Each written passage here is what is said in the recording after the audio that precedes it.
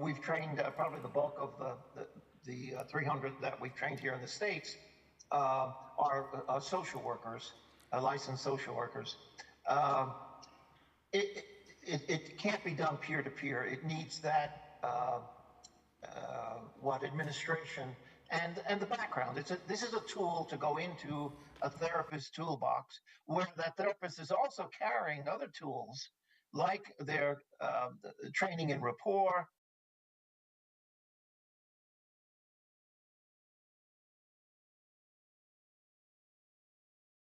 transcendental meditation, uh, help with addiction, etc., and then the linkages to social.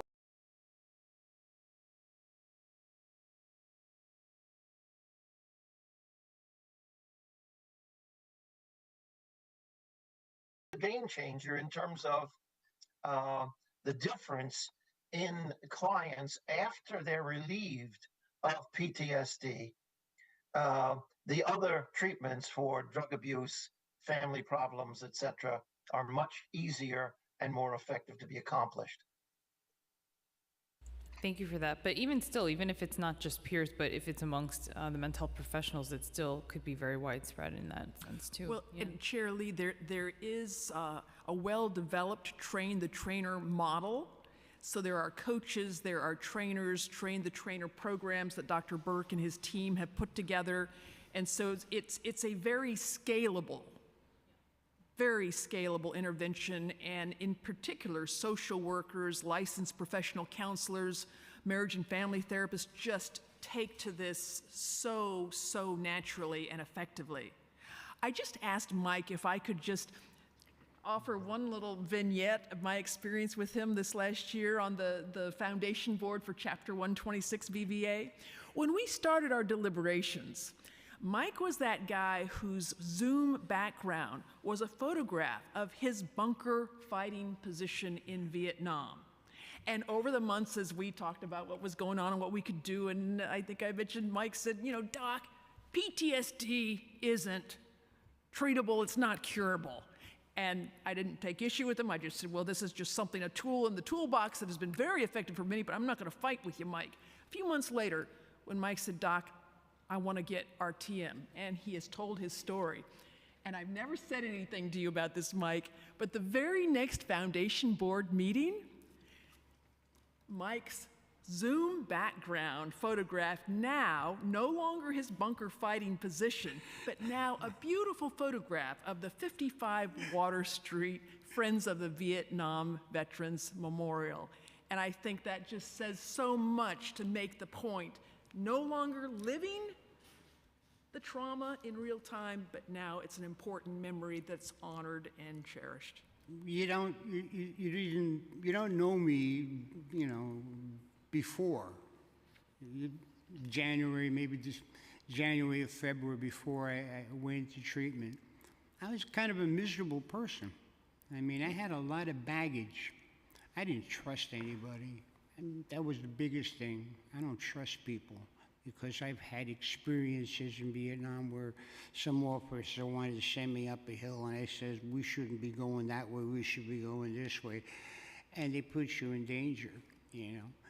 So I would say that also the pandemic had a lot to do with it. It kind of reinforced some of the things that were going wrong. I don't understand that one, but aside from that, the treatment was, I mean, the treatment itself was so well done. I mean, a question that leads into another question, and you feel at ease. You're not pressured to anything. All the therapy, the cognitive therapy, you're reliving these things because the thoughts were the more you visit this bad thing, it'll go away. No, it doesn't go away. The nightmares come up without any signs. The therapy does work, and I'm still amazed at how in such a short bit of time.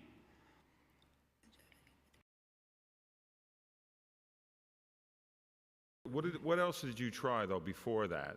That you tried other? Well, I was, my first therapy was when I first found out about it. Matter of fact, I found out about it public access TV. They're talking about something called stress. That used to be other words, Second World War, or battle fatigue, or whatever it was. I went to a Red Cross outreach center in Brooklyn, and I had a counselor. We went through counseling. One day a week, I was down in the office. I worked in, at 55 Water Street, and I went across to Brooklyn, and, the therapy was totally different. It was like you ask a question, and they would ask me a question about all kinds of things in my life, and then I would answer it, and then they would say, well, why did you answer that question? What do you think about this? So, it was constantly things, and when serious issues came up, or, what was it like to see someone dead, or whatever, and why did you feel that way? And it was kind of questions, and all it really did was teach me what the symptoms were, why I was hypervigilant, why I didn't trust anybody, why I didn't want to be this. So until RTM, I was able to cope with some of the things, not the flashbacks and the nightmares. Those I couldn't control, but I could control some of the things with trust. I do different things to feel my way around a person. Should I trust this person? Feed them a little bit of information, see what they do. It was hard for me to do that, but I was coping. I was coping for many, many, many years. I was withdrawn. I hadn't talked to some of my old friends in 20 years. I mean, it was affecting me. There are other veterans I know that are in much, much worse condition. They don't go out of their house. They have food delivered. Those guys who are retired, my parents.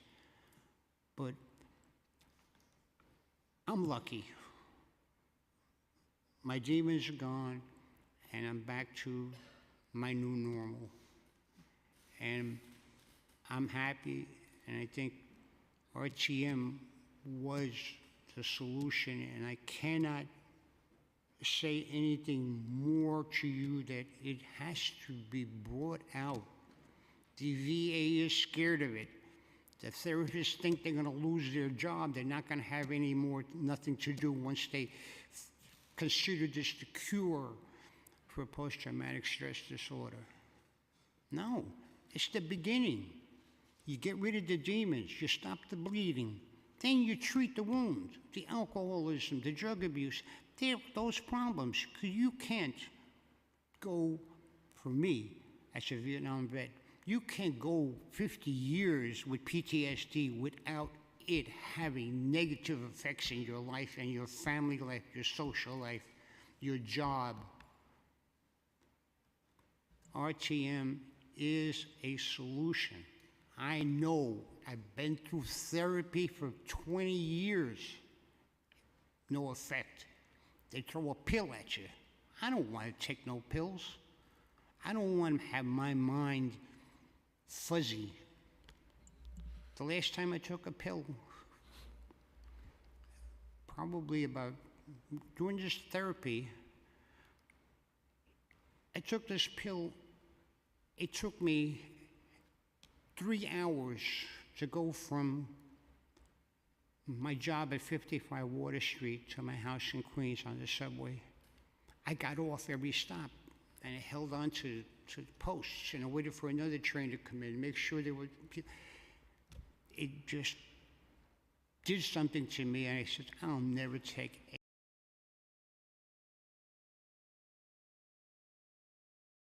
me, and I said, I'll never take me, and I said, I'll never take me, and I said, I'll never take me, and I said, I'll never take me, and I said, I'll never take any medication again. And now Thank you very much, all of you, and God bless you, everyone. The Vietnam War is very special to a lot of us sitting here. Means a lot. We grew up with it. This silver bullet that you're talking about, how long has it been around? Like, this is working. I mean, I'm listening to you, I'm listening to this gentleman here, and I'm excited, but I'm also skeptical. And I know you guys would expect that, right? Because it's been around, like you say. I mean, we've been suffering with the Vietnam War and its effects for many, many decades now. And I'm sitting before people who are telling me that after all these many, many years of suffering, you went to this program, and I can't wait to see everything that you're going to give us.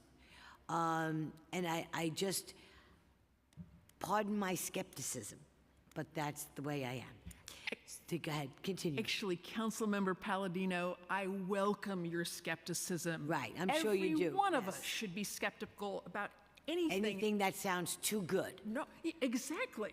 And so the issue here is that the very institution that has the funds to invest in research has blocked RTM from wider dissemination because they say it doesn't have enough research. Well, that's unconscionable. I will tell you, what's interesting is that RTM builds on 50 years of neuroscience research into the process of reconsolidation of traumatic memories. How long has... Of traumatic memories. How long has... Did this therapy process, what's your success rate? You know, everybody here is great, and I'm super excited, but again, driving with my foot on the brake. So, go ahead. Councilmember how long has it been Palladino, around? yes, so as Dr. Burke mentioned, he had gotten his PhD in London decades before, late 60s, early 70s, and had been working with a protocol on phobias. Right. When he was called back to his hometown, right after 9/11, and he had these 850 survivors whose offices were above the second tower. Yes, I heard. 250 of whom had fluid PTSD. Mind you, no one knew what to do at that point, 22 years ago. Yeah. And so he thought, well, surely I can adapt this protocol that's been so useful for phobias, perhaps I can adapt it for PTSD. He found, even then, 22 years ago, 50 to 55% success rate in remission of symptoms and diagnosis, better than what we have now in the Gold Star treatments. And as he said, sadly, because of the exposure, he developed stage 4 cancer, but happily he fought his way back and continued to hone this protocol, working with his colleagues. And by the time I met Dr. Burke, which was 2010 when I was still in uniform, right, he had just been turned down by the military. He assumed, wrongly as it turned out, that the military would be happy to know about his work. But as he was told by the chair of the PTSD research program, who walked him out to the parking lot, patted him on the back and said, Dr. Burke, you know, nice work, but we couldn't possibly support your research. We've already put over $1 billion into PTSD research. If we now supported something so quick, so effective, non-medication, we'd all lose our careers. Dr. Burke, I know that that happened, one, because Bob Saluso was with Dr. Burke, eyewitness, and Dr. Burke, within a day or two, found out about my program with the Defense Centers of Excellence, came to me distraught over what he had experienced. We now regularly, these 4 studies that Dr. Burke mentioned, which have, you know, really largely Vietnam veterans have stepped up to the fore. New York State American Legion, by the way, you all mentioned need to communicate more clearly. Check out the September National Legion Journal this month, cover story on RTM.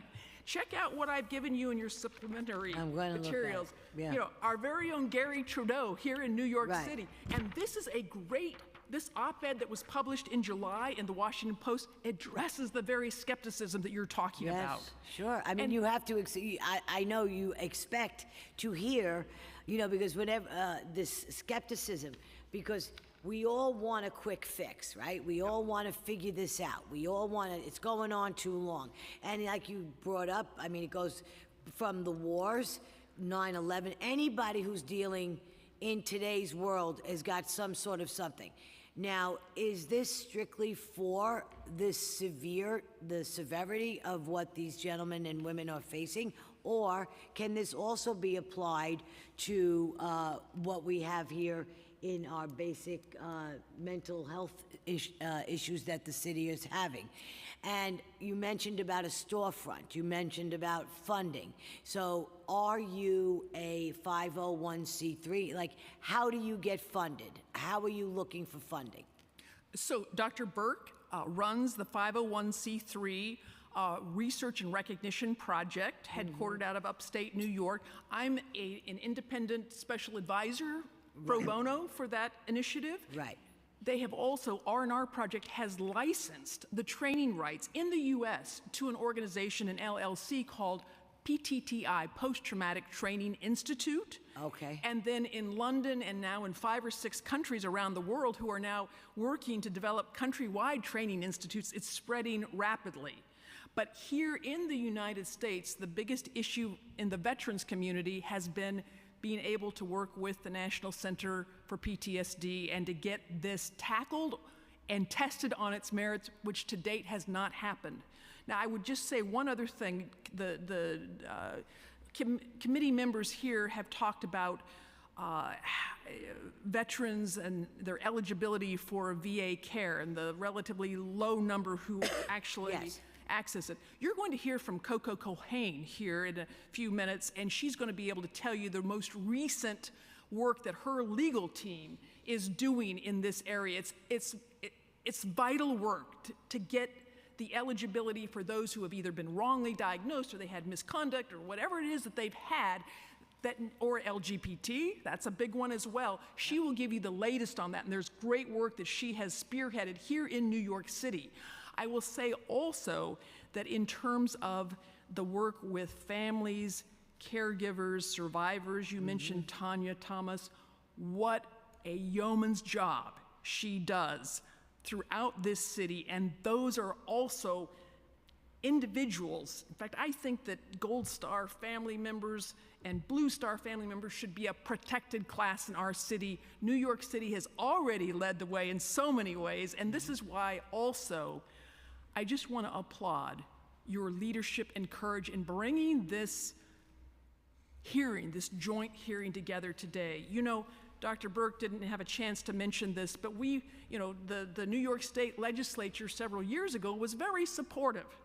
But What happened? 2 years ago, there was an all-Republican bill that couldn't get any Democratic support. This last session led a little late in the session, but Senator Adabo, he's the one who said, you know, maybe next year we can get there. We can't get there now, but go talk to Chair Holden, and here we are. An all-of-state initiative that can lead the way across this country. So thank you again so much for your Very leadership interesting. and conviction. I have to go, but thank you so very much. No, thank you so much to And this I'll make panel. myself Thank available you. No, I anytime. appreciate. I really do. And like I said, I could never be more grateful than to my heroes of the Vietnam War. And for those, yesterday was Thursday was National POW Recognition Day. Yes. So I asked everybody. And the wall is coming to New York City, so don't miss that Yeah, either. that We're was blessed. a special day. All right. Thank you, everybody. Thank you very much. Thank you so much to this panel. We're going to move on to our second and last panel. It will be Beverly Johnson, Coco Culhane, Linnea Vario, and Joe Bello. We'll also go to Eileen Marr on Zoom after. But for now, we'll start with the 4 in person.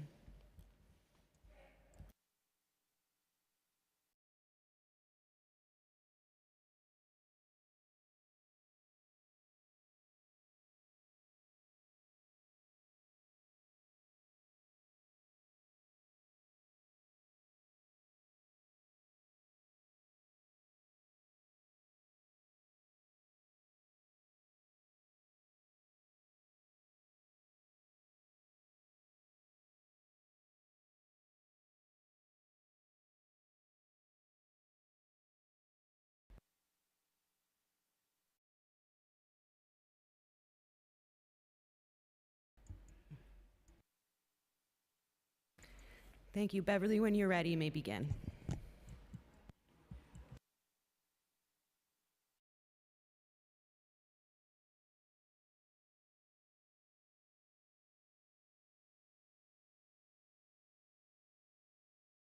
Oh, you just have to push the mic on.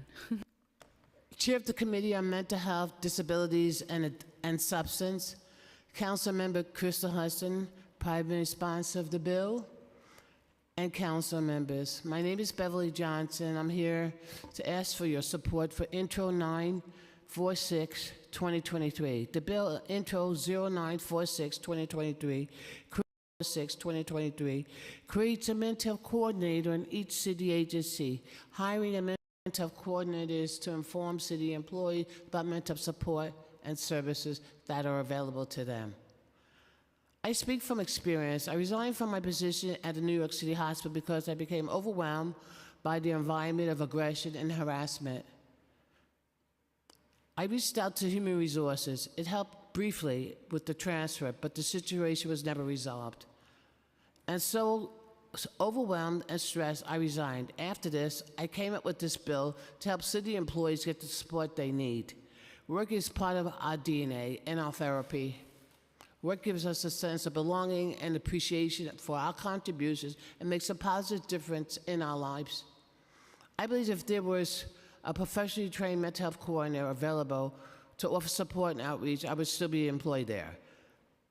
Better workplace outcomes will be achieved with supervisors and employees made aware of and can take advantage of mental support and services that are available. My experience is not uncommon. The need for this information is important for all employees dealing with the stresses and the complex interactions in the workplace. This proposed law could help many employees remain in the workforce.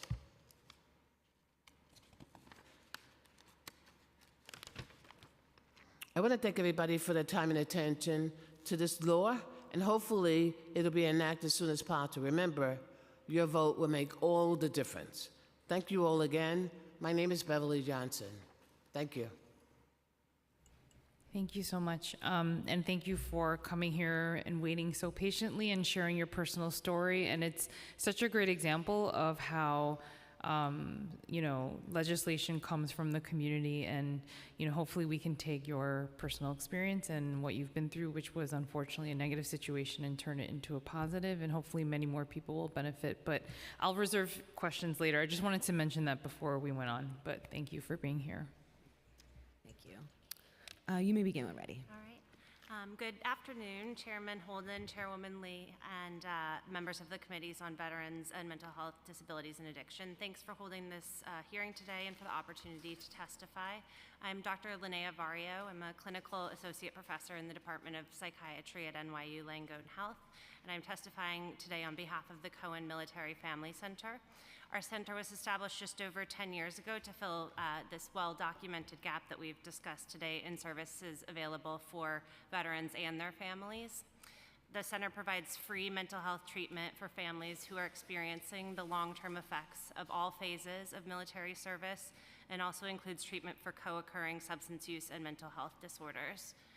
To reach veterans who are ineligible for care elsewhere, or who may be disconnected from mental health services, we've developed strong partnerships with the VA, the Department of Veteran Services, and many other organizations. The sheer number of individuals served demonstrates the necessity for public-private partnerships in order to meet the needs for the veterans and their families in our community. Central to the mission of the MFC is decreasing barriers to high-quality, evidence-based care for our nation's military families. Veterans and their family members are seeking mental health services at a higher rate than ever before in the last decade of our operations. This sharp increase in demand for our services has resulted in struggles to meet the demand and ultimately a wait list for services. We applaud the Council's effort to improve coordination of mental health services. However, we also see a greater need to create more treatment opportunities through funding of direct services. For example, we currently have a wait list for our City Council-funded traumatic brain injury program, which I coordinate. The funding from the Mental Health Services for the Veterans Initiative remains the sole source of funding for our center's TBI program. which provides much needed evaluation and rehabilitation services for veterans with TBI, many of whom also struggle with co-occurring substance use disorders. Our center is equipped to work together with the community to address the ever-growing needs of veterans and their families.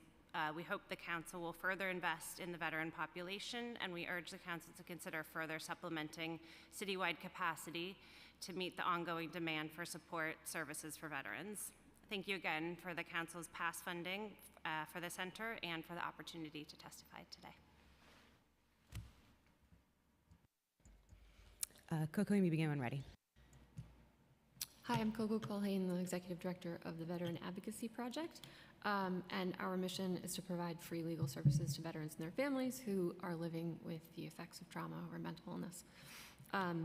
So I wanted to just echo what some people have already said today about, the importance of these resources and how many people can't actually access them. Just looking at the committee report from today, there's a lot of really great things listed, but like service animals, right? The VA doesn't actually pay for dogs for veterans with PTSD. If you go and look, so the whole site says how great they are, and then the National Center for PTSD website says there's not enough research. So it's things like that, or the caregiver program. There are 19 million veterans. There are less, I think about 40,000 who are actually eligible and enrolled in that program. The justice involvement, the legal services organizations that were listed are fantastic and so important on the civil side. None of them provide criminal defense services. So I think part of this is like a military-civilian divide. I myself am only a civilian. But we hear about resources and we think, great, they're all there. And I think that's why the council funding and DVS funding, it's so important. Programs like NYU, we work with Columbia and Headstrong, they're vital. There are 19 million veterans and only about 13 million actually qualify. And that number doesn't include, like Commissioner Hendon mentioned, someone who had served for 8 years in the National Guard. That person's not even in that 19 million, right? You have to serve 24 continuous months of active duty. You have to have a certain discharge status, et cetera, to legally be considered a veteran. So all of these people, you have 6 million right there, plus people who have served in the Guard and Reserve and not under federal orders. They rely on us, right? Not federal resources, they're relying on the community. And it's so hard to sit and listen to outreach issues because there are so many organizations that have wait lists. We turn away so many veterans every single day, and they're in crisis. And there are a lot of other important needs, but mental health, the legal services, housing obviously comes first. And those, we partner with a legal provider for Jericho and for services for the underserved, and we can't even keep up. And that funding, comes from federal dollars. So if there's some way to make these connections, right, to the resources that veterans can't get to. And then finally, just because this is my drumbeat, is veterans with less than honorable discharges. Their suicide rate is nearly 3 times as high as other veterans. And New York City has put together what I think is a first of its kind in the country program that funds legal services for these individuals. And I would just urge that support continue. It's so important. Right now we have 437 veterans, and about at least 200 of them are just on a wait list. And hoping, we've had people move to New York to get services, right? So just hope that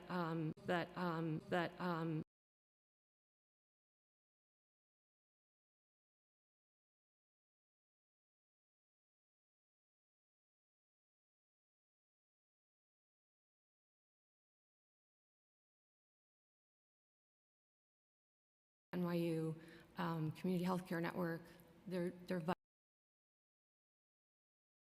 So I just hope that those things continue to be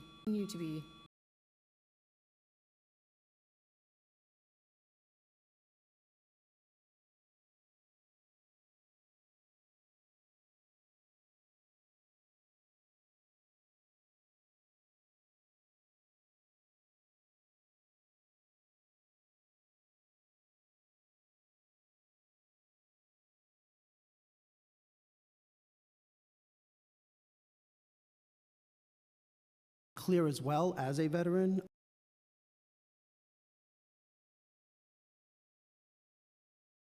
And I think that's important to be said, that not all veterans are damaged.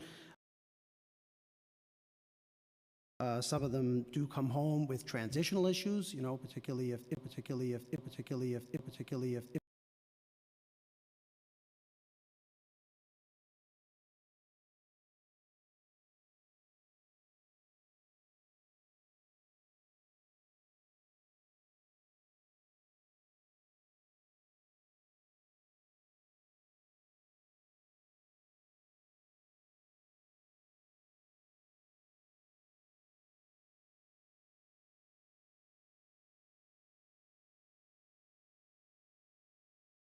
we know that the agency had a budget cut in this last FY24.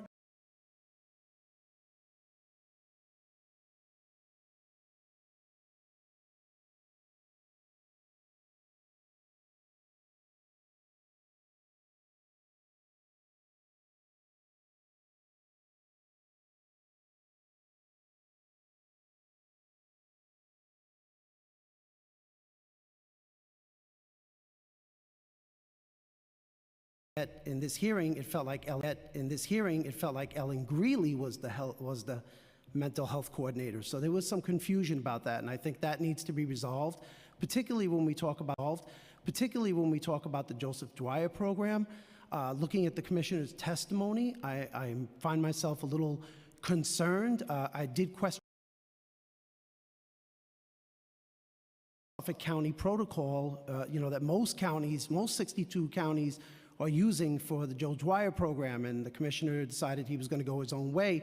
So when I'm looking at this for Zumba dancing at the American Legion and rehabilitating an American Legion post, I'm not saying I'm not all for that, but that doesn't really fit in the guidelines of the Joe Dwyer funding. And I'm wondering, okay, so what numbers are we getting from outcomes from that? So I do find myself concerned about that program as well. The other thing that really stood out was the commissioner mentioned here at this hearing, he also mentioned that July up in Syracuse about Mission Vet Check. And, you know, he talked about the numbers. We do know that Mission Vet Check was started as a program during the pandemic. However, when you go to the DVS's website, it says the initiative is currently on pause. So which one is it? Is he still meeting with, you know, New York Cares and these other groups, or is this on pause? And how do veterans who would like a check get that if the program is being set online that it's on pause? So I think that's something that needs to be worked out, you know, through the agency itself. My concern with anything when it comes to the agency and mental health or any kind of program, housing, is the data numbers, the outcomes. We particularly didn't really see much of that. Again, we didn't see it. And last, I'll wrap up with the crisis intervention mapping. The problem with that has been DVS has announced it and they'll put it out, but historically they've put it out, and I can only speak for the Bronx, they've put it out like in June when most veterans are either on vacation, at a convention, or away. And subsequently the veterans that have come back when we were all talking have said, I didn't go. I didn't go. It was only a handful of vets there. Nobody really went. So we're not really, you know, I'm not seeing any numbers in terms of how many people took this crisis intervention mapping, how many actually, you know, got through the program. So again, I would like for the commissioner and the agency to clarify who's doing mental health, what outcomes they're looking to get from these items. And, you know, as we move forward, I think that, again,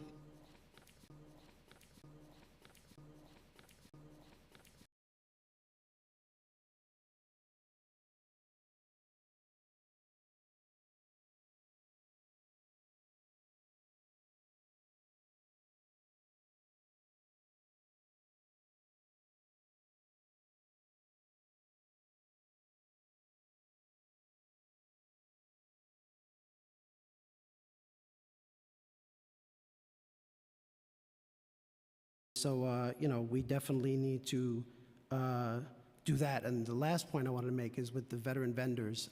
You know, there has been a falling out. You know, the commissioner has said that he talks. The commissioner has said that he talks. The commissioner has said that he talks to Robert Belconier, which is great, but Robert doesn't talk to the rest. Doesn't talk to the rest. Doesn't talk to the rest. Doesn't talk to the rest. Issue right now with a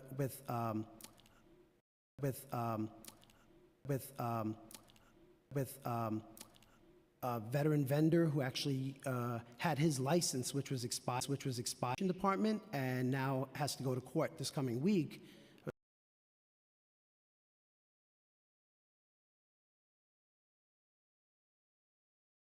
So, I mean, there are a lot of work around some of these issues. Thank you.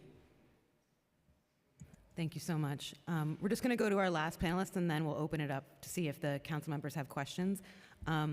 So Eileen, if you're on Zoom still, you can please accept the prompt to unmute, and you may begin your testimony. Okay. Can you hear me? Yes. Okay. Good afternoon. My name is Eileen Marr. I'm a civil rights union leader with Vocal New York, a social worker, therapeutic and companion animal trainer, and I'm a woman who was formerly incarcerated in New York City and New York State, and I come from a family of military veterans.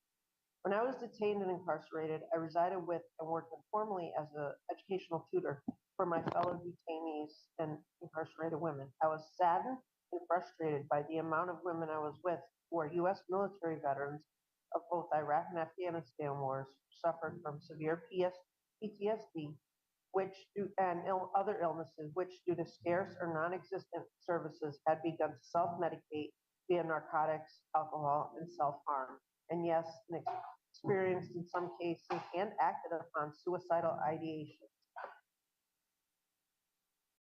Many women also ended their military careers with debilitating opiate and benzodiazepine addictions following injuries they were over-medicated or poorly medicated for. And as you can surmise, many or all of these untreated illnesses directly led to their incarceration. Rather than treating illnesses and injuries they received while defending our freedom and country, all of the veteran women expressed the fact that services were limited and not limited, and that they were criminalized for this. This is shameful, and not only affects them, but their children, their families, and communities. As Councilman Holden bravely expressed from his own family experiences, every veteran of our military service should not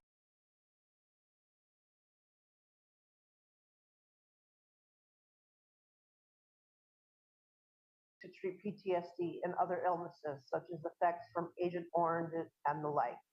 Earlier, I mentioned I am a companion and therapeutic animal trainer, mainly dogs and cats, but also other legal animals such as birds and reptiles. The therapeutic benefits a companion, quote unquote, pet can offer someone experiencing mental and physical illness is insurmountable. I say this as someone who suffers from PTSD, clinical depression, and I've experienced self-harm, which I'm in recovery for.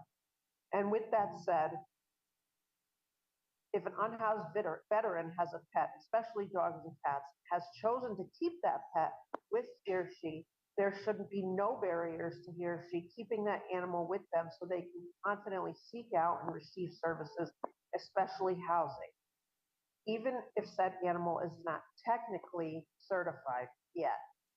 My late grandfather was a World War II veteran who served in the China, Burma, India theater and suffered from mental health problems. Our dogs, our pet dogs, brought out a joy and calmness in him like nothing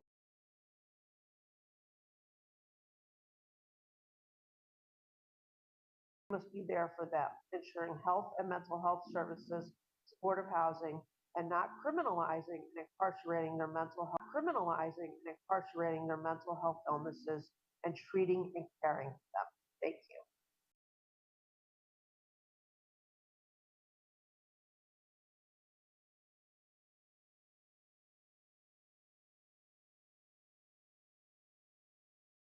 In my family for our entire lives, it did calm everyone. So and you're right about the barriers. I'd like to talk to you about possible legislation to remove those barriers in housing and so forth for our veterans. So let's talk offline after the hearing. At one point, you can contact my office and we could meet and talk. Thank you so much.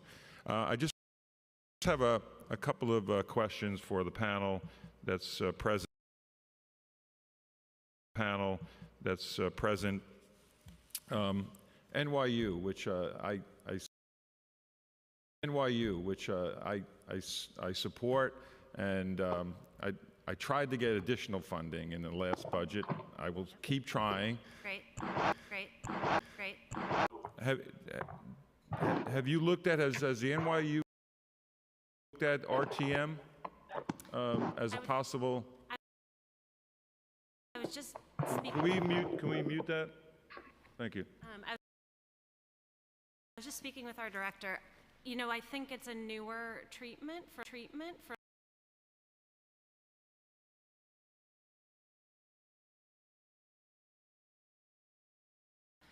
of our treatment. There's a lot of kind of vibrant research going on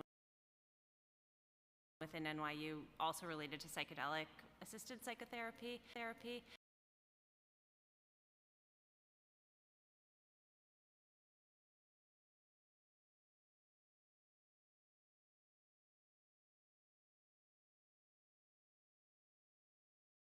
Because RTM, I mean, you know, somebody who's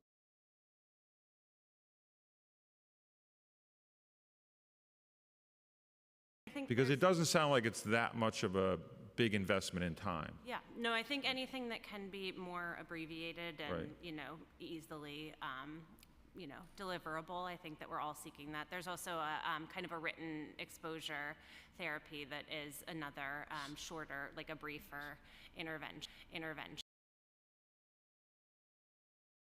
With funding, it may be a proposal, or Sure. that I could invest, we can invest, the council can invest in your program.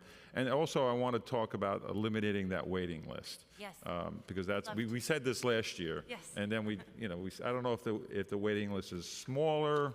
I believe it's similar, and I'm okay, afraid wow. to say it may be even a bit longer. Right. Yeah, I think there are just a lot of people who are really in need Right. of And resources. Coco, I just would like to also meet with you about, because you know where the VA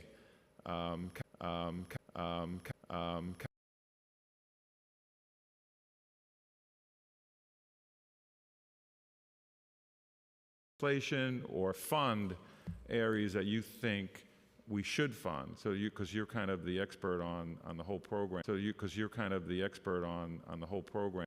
One problem with the VA in outreach. I have no idea what happens, because when my dad was alive, we did get things from the VA, but since he passed, you know, years ago, I've lost track of that. Like, how do they communicate with the veterans?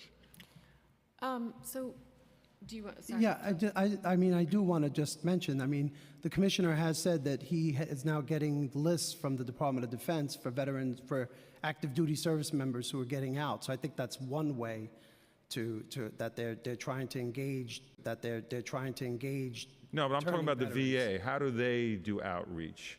You know, other than, you know, we have DVS, but the Well, VA. they have outreach coordinators. In fact,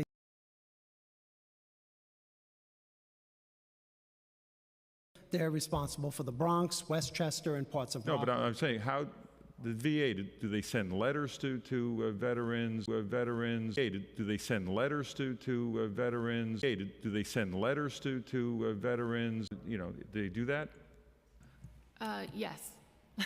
I mean, I think I'm not an expert on this outreach, right? I was just saying I was frustrated because I know that programs like housing programs and legal and mental health are all of wait lists. So I'm not, if anything, what I see is veterans getting mail and then going to the VA and they're like, no, sorry, we can't help you. That's sort of the side of it, you know, that I'm on. And also seeing there's a really serious crisis in New York State in terms of VA claims. Like, people are waiting a year to get help. It's just... Joe, what have you experienced on that? Because you're a veteran and you obviously get outreach. They contact you. And have you tested it out? Have you looked at some of the programs? Well, I've tested out a few programs. Like, I will say I tested out the NYC Get Covered program that the vets are running. And actually, that was pretty smooth. I texted it. It texted me back and set up a thing. And then when I didn't respond, an individual called me within 3 days. So I think that works out pretty well. Right. In terms of outreach, I think Coco hit it pretty much right. Like, first contact is usually Like, if it's not DVS, it's usually a elected official or a community board, and then they're usually going to the VA. And I think it all depends on experience and, what, if they're being treated right. I know the VA is trying to move on that. I do know that the undersecretary has visited the city just recently, last month. So they are trying to correct some of those things. There's still gaps there, but I would say they're getting a bit better. That's some good news. Yeah, Commissioner, you want to come up? You got to come up, Commissioner. Sorry. And I want to thank the Commissioner for one of the few commissioners in the city of New York that stays for the entire hearing, but thank you. This is the work. Now, to distinguish between outreach and marketing, as far as a lack of investment in marketing, which is really needed to truly get the word out. And for outreach, we have more information on the veterans in this city than the VA. So that's another agreement that we've also cut with Vision 2. Great. So that we're sharing our information with them too, so they can be able to have a better handle on who is in the Bronx as far as the Bronx VA, who is in the other boroughs for the Harbor Health System. So just want to kind of put that out there where we're trying to all hands on. You don't really have the budget, though, to really do the outreach that it probably is needed to fill in the gaps of the VA, right? I mean, you're not going to say no, but, right? I'll say no. All right, thank you. Back to you, Chair. Okay, just a couple more questions, I'm sorry, and then we'll be done. But sorry, Beverly, for you, just one clarification question. So if there was the mental health specialist, you're saying, because if I'm understanding correctly, what you had experienced in the workplace setting was directly due to a situation there. And so if someone in the workplace setting that was separate outside of the HR department was available, you're saying that that could have kept you in that position or in that place of employment, correct? Okay. Oh. That's correct. Okay, and was that offered to you at all when did you go to HR about that issue, talking about the situation, and was it addressed, or? That wasn't available. You have civil liberties, you have EEO, you have EAP, you have employment lawyer, you have disgruntled, people, postal people. So those are the only options. But if you don't have any information at all, where do you go? What happens to you? Right. And most people are in camaraderie and cahoots, and you want somebody that's totally impartial. Right. And people that are in HR could be trained, so funding shouldn't be, a big issue, because what are they doing? They're not hiring every day. So those people could be trained, retrained or trained. Yeah. No, I think it's an important point, and that's why I wanted to bring that up, because I think in the language of the bill, we just have to make sure it's something that's separate and apart. Because mental health is very important. It's going into everything. Even the president said mental health should be conjoined with physical health. It's an important thing. I mean, anybody could snap. Anybody could be overwhelmed and stressed out, and all of these things could happen. I mean, you get these chromosomes from your ancestors. so anything is possible with people. I mean, one day, and you would think the least person, that they may be the first one in line trying to get under the umbrella to get whatever they can get to help themselves. Yeah. I mean, you take the test, you're with people 30, 40 years. Yeah. That's a long duration. That's a long time. Yeah. Anything is bound to happen, Yeah. Look at all the different agencies. Maybe it's not for every agency, but there should be point people, a group of people that, that when you hire, you should be given the information so you know which way to go and who to seek and if something is going on, So this is, I mean, it's only human. I mean, things happen. Anything can happen. Mm-hmm. Look, we're all recovering from something. Life is a recovery. Birth is a recovery. It's traumatic. It's traumatizing. We're all going to be in a coffin. We're all going to need some sort of mental health care. Here we all are. I mean, nobody escapes unscathed. Everybody has a story, no matter who they are, what they are, how they are. So we're just trying to, make it easier as a local law for city employees. I don't know if it'll go to state or federal, but this is where it's at now. And so this is what I'm trying to do. And I came up with it. So I just went home and just sat on the sofa and didn't cry. So something happened, and my mind just snapped, and I got this idea about creating a mental health coordinator to inform city employees about mental health support and services. And that's what the bill is. This is what it's all about. Thank you. Veterans are having problems. Everybody's having problems. Yeah. It's a gamut of people. Thank you. No, thank you. And just really, sorry, go ahead, because I was going to ask you a question, actually. Yeah, I just wanted to make a point. So we had a lot of conversation at this hearing about the RTM protocols. Yes. And I agree with my colleague here at NYU. Again, I attended a Bronx VA research celebration that they had, and there they presented a lot of research this week on what they're doing around MDMA and others. And like there's another protocol they have going, which is called Project Life Force that the VA is using, and that's also a mental health. So I think the concern amongst like those that I talk to when I'm talking about RTM has been that, look, it's kind of a non-for-profit control thing right now. So there needs to be some kind of like, what is the cost? Is it effective? Things of that nature. So. No, that's good. And I'm a huge fan of data and research. And so, even when I was, I'm in my former hat as a nonprofit executive, we had to prove to elected officials like myself that, for example, diabetes actually is prevalent in the Asian community. So we actually partnered with NYU School of Medicine to do community-based participatory research, all those things. And so hopefully that's something we can continue to do moving forward. But yeah, absolutely. You're absolutely right. I mean, one of the things we're also talking about now in the community that mirrors what you're saying is, and the commissioner knows this, like 70% of our veterans here in New York City are 55 and over. And, like the rest of the population here, we're moving towards. And so, like, for example, at Borden Avenue and other places, we have these veterans that are aging out. And so besides supportive housing, there's going to have to be another plan as we move forward into the future. But we really want to look at what the data is telling us, or what it's sharing with us. So I agree. And sorry, one last question on workforce, because across the board, what we're hearing in terms of the mental health sectors is that there's such a huge workforce shortage in terms of there's just not enough mental health professionals that are out there. And so I guess my sort of question and comment would be, for example, you're talking about a wait list, but then at the same time, we're talking about how there's not enough outreach and there's so many people that we're not reaching. So then the question for me is, well, if those folks who are not getting reached out to all of a sudden then come to our doors, it's going to be an even longer wait list. So how do you build capacity within these organizations, which I know is a very broad, vague question. And then I guess my second question, which was maybe more meant for the previous panel, is is there a way, I guess my question is there a way to do RTM type of therapy where it maybe doesn't have to be performed by a mental health professional and there could be like different levels of it, right? Is a question that I would have as well. I mean, one way we've attempted to create more bandwidth is by training through training programs, so supervising people we have all levels of trainees in psychology and as well as psychiatry. We have some trainees, which also has the benefit of creating providers who have military cultural competency, which is unusual, and especially in kind of a setting like NYU. A lot of providers haven't worked with veterans, but no, I mean, we need more providers.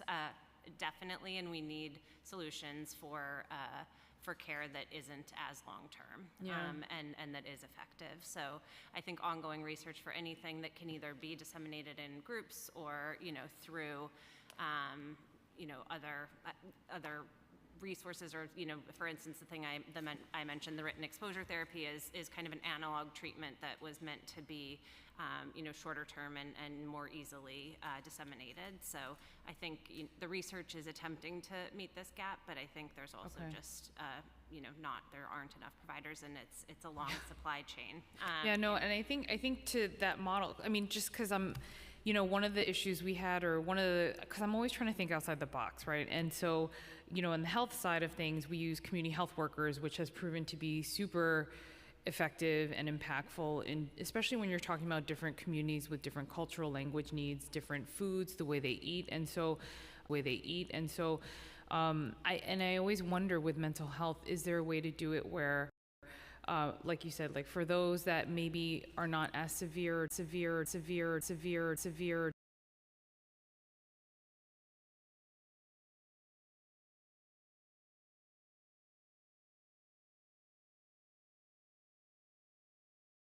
That program has only started in like a handful of counties, and it was basically veterans peer-to-peer run by the county, Veterans Service Office.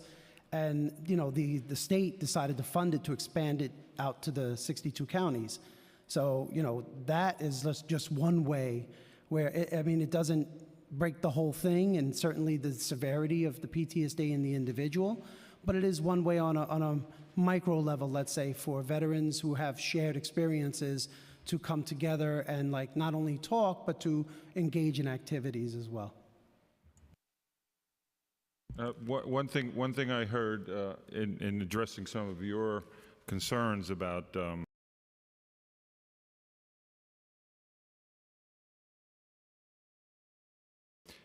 I did hear on the RTM that it possibly could be done remotely, you know, let's say on Zoom or some other technology that could reach more people.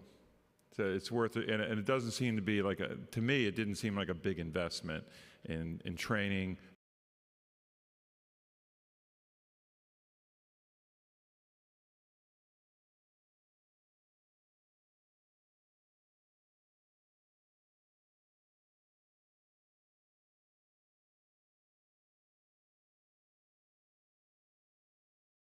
To that almost entirely during the pandemic, but we had been seeing patients via telemedicine in 2017, since 2017, and so that is, I totally concur. There are many reasons why getting to an appointment is really difficult for anyone, and so the ability to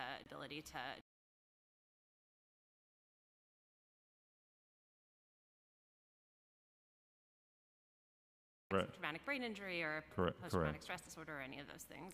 And this is just one add in. This is where you're right. I mean, one of the things we also talk about is when Lori Sutton was the commissioner, she had this Core 4 network that was like supposed to provide all this help, and now we're at another one. And I'm not saying that therapies for people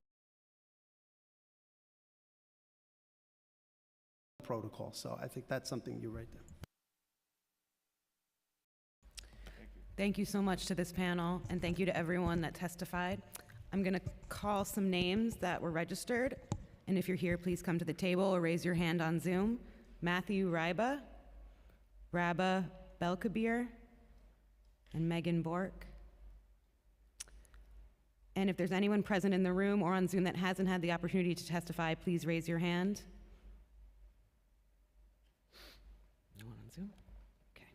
All right. Seeing no one else, I'd like to finally note that written testimony, which will be reviewed in full by committee staff, may be submitted to the record up to 72 hours after the close of this hearing by emailing it to testimony@council.nyc.gov. Chair Lee, we've concluded public testimony for this hearing.